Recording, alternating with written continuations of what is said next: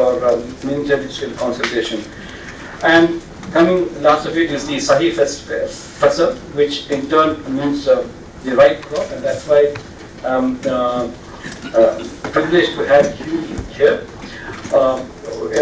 We have started this Sahi Fasal campaign on 14th, 11th November 2019 from Amritsar, one of the states, district of states which is allegedly having lot of water, but which is actually having a huge depletion of water. Punjab means a state of 5 rivers, and we always thought that there's a lot of water in Punjab, but very shockingly we found out that the water table in Punjab is going down. The out of 138 blocks in Punjab, 109 blocks are just overdrawn. And the red zone. We found that 73% of the agriculture in Punjab is using groundwater irrigation, and growing more paddy, which is not required at all. We have 3 times the buffer stock required for the country. So there was a time when we wanted food from foreign countries to feed us, but that was about 50 years, 40 years back, 50 years back. Now we have plethora of rice, we have plenty of grain, and still we keep on producing paddy, which is a very, very highly water intensive crop, and followed, topping up is the very inefficient use of water. We have to use flood irrigation, we keep on pumping water when not required for paddy. So there is a huge energy water nexus. We give free power, so people pump water, the groundwater goes down. In that process, the canals are not repaired because canals water is not being used. The degradation of canals happens.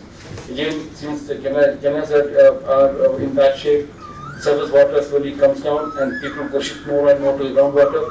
That positive cycle continues, and that is one of the main reasons we thoroughly felt that this has to be taken up, requesting farmers to move to crops where they require less water, but we want them to get remunerative prices.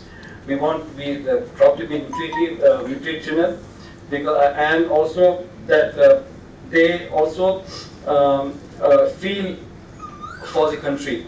We found that the Punjab farmers were always acknowledged as the grain producers for the country. 2 states put together, it occupies 3% of the area, but produces 20% of the grains for the country. They are actually exporting water and not grains, because they use a lot of water. 1 kilo of grain requires, about 3,000 liters of water. So they are producing more and more crop, and then in that process exporting a lot of water from here.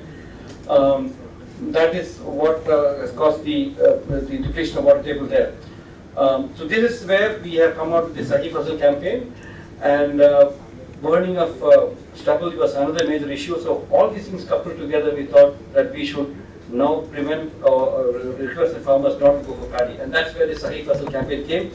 So I'm welcoming you here for this talk, because you are very concerned about water. Friends, Walter is one person who has a very new outlook to the water conservation. He goes to the basic level of how and why water should be considered, and I think all this theory can be put in one simple example, which he always says. Consider dough, where you make bread out of dough, and you make a pile of dough and pour water into it. The water will run away. It will never get stored anywhere because it will get in a puddle there. But if we convert that water, that dough into bread, and you pour water into it, it will be soaked in the bread. So what happens is the biology. This is where Walter keeps on insisting that we have physics, we have engineering, we have civil engineering, we have physics, we have chemistry, everything in water, but we missed out the biology, and he adds on to the biology to that and says that a huge amount of water can be saved. The new concept of that, and I welcome him for this talk. He delivered a talk in the morning to the big fellows of the country, the Niti Aayog, or there were senior people, officers and scientists of the country. He delivered a lecture in the morning, and we are lucky to have him here. And I welcome you, Walter, for this talk. And I also welcome our Special Chief Secretary Vijay Kumar sir, who has a passion. He's a passion for everything he does. Particularly, I think poverty alleviation has been his biggest thrust in his life. All through his life, he has been working hard for the poverty alleviation and on livelihood programs. Probably he is the expert in the country on that. And now he has taken passion for water and water using participatory management.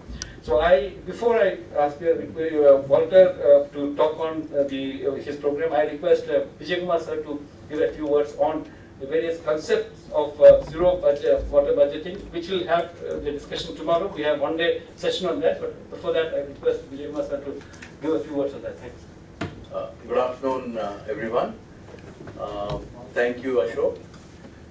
Mr. Walter and colleagues, I would first like to compliment the Additional Secretary and Mission Director, National Water Mission, to have thought of inviting Walter for this workshop. I think it's very, very innovative idea, and Ashok is famous for that. So first of all, I would like to compliment your Mission Director, and also getting people from various water management, water conservation, research organizations.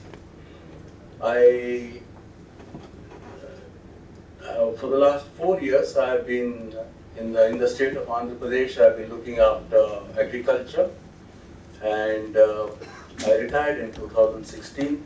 Government asked me to continue my work of promoting zero budget natural farming, which is basically recognizing the soil biology and how do you stimulate soil biology to provide answers for virtually all the problems that we are facing.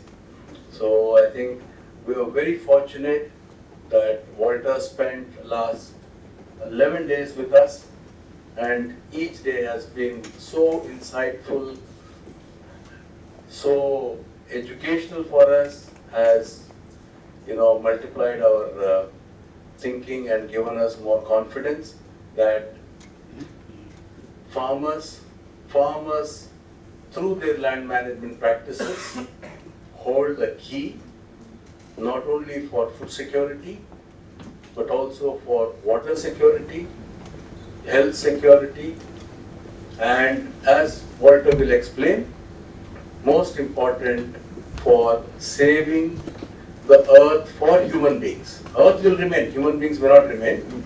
So farmers through land management have that capacity to save us from what to me looks like a certain catastrophe.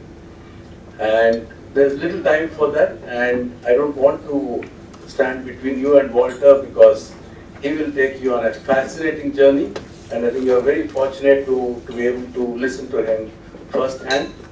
I got a lot of ideas from listening to him, and thank you, Ashok, and wish you all the best. And I really appreciate your gesture and for organizing this meeting. Thank you. I'm a soil microbiologist. I spent a long time working in CSIRO, our leading government research organisation in Australia, in soil microbiology, but mainly forestry, tropical crops and pastures, but then the whole basis of pedogenesis, soil formation, hydrology formation, and really the fundamental building blocks of soils, life, water, and their dynamics.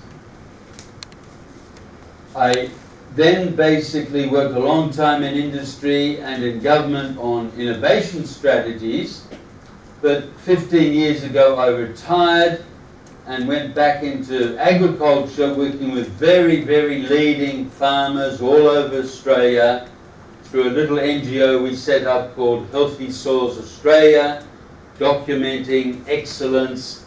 But Australia is the driest inhabited continent. Average rainfall 452 millimetres. That's what you used to have. And of course, water use efficiency and strategic use of water is critical. Now we're getting less rainfall. It's going to decrease 30% in large parts of southern Australia. So, like you, the use of water use efficiencies, strategies for managing water is of critical importance. In this work, we've also worked very closely with our ex-Governor General, because when Michael Jeffrey also retired, he too said, look, the critical thing for strategic futures of humanity, the planet, is water. So for 10 years we've been working very directly on how do we look at this big water picture, how do we use that to secure food security, habitats, biodiversity and health.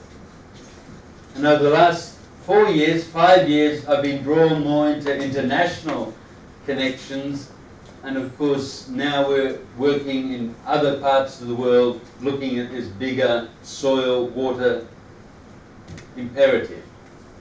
And of course the United Nations has made it very, very clear that it's water that's really the crisis point. The next 10 years, 2020 to 2030, will all harness around water.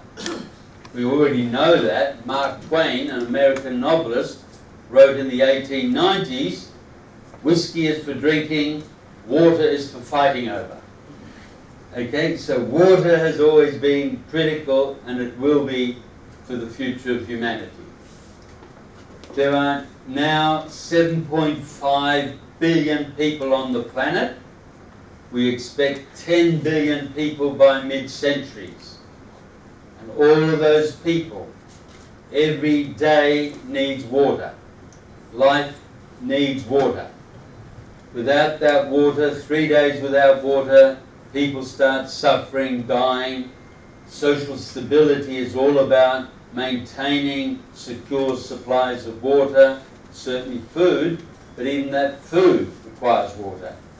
Every gram of food needs to grow, needs some 1 litre of water to produce it. Varies from crop to crop a little bit, but again, we don't have food without water.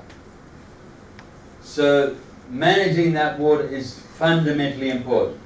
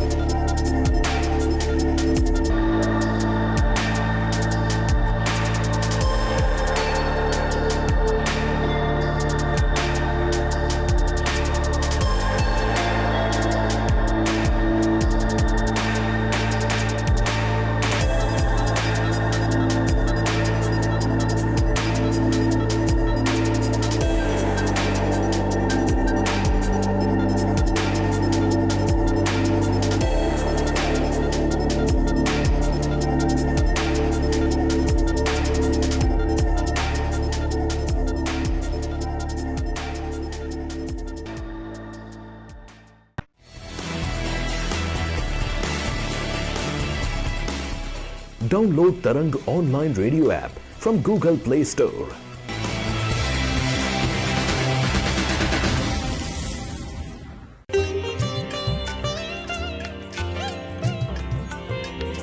You are listening to Tarang Devotional Online Radio.